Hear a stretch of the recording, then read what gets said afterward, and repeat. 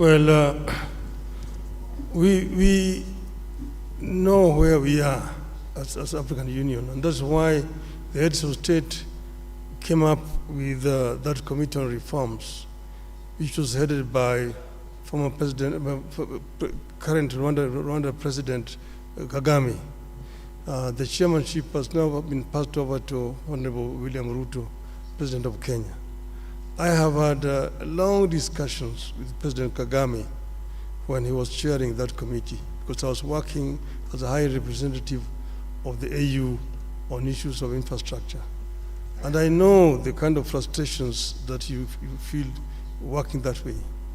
I know that 93% of the resolutions that are passed by the heads of state at the assembly are never implemented. Now, there's some of them are resolutions which were probably not necessary. Some of them are not implementable, but majority of them are just not implemented.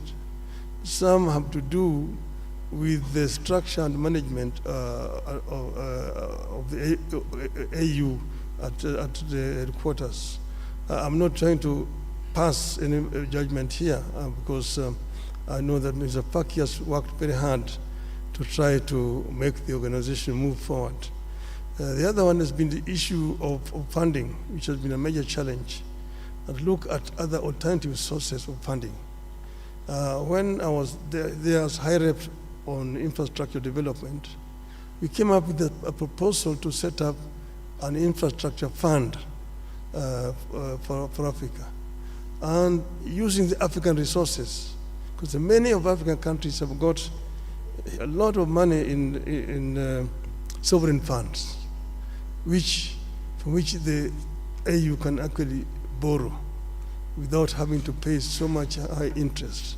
And this will help AU actually to spearhead the process of constructing some of these infrastructures. I mentioned the Trans-African Railway network, Lagos to Cairo, the high speed. Then you have got Beira in Mozambique, to Lobito in Angola, and Walvis Bay in Namibia. Then you have got the LAPSET, which will come from Lamu in Kenya, running through South Sudan, Central Africa to Caribbean, Cameroon, to create a land bridge that opens the interior of Africa and gives these landlocked countries in the continent access to the sea.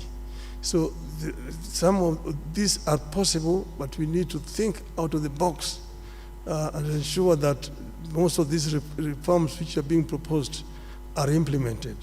We were talking about energy, which is a very major issue.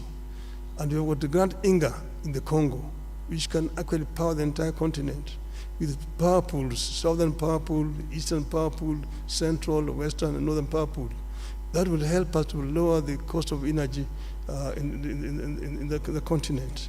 That would be a revolutionary change on the continent. Then you've got the connectivity, fiber optic connectivity, open skies, opening up the skies for movement of people, and then visas.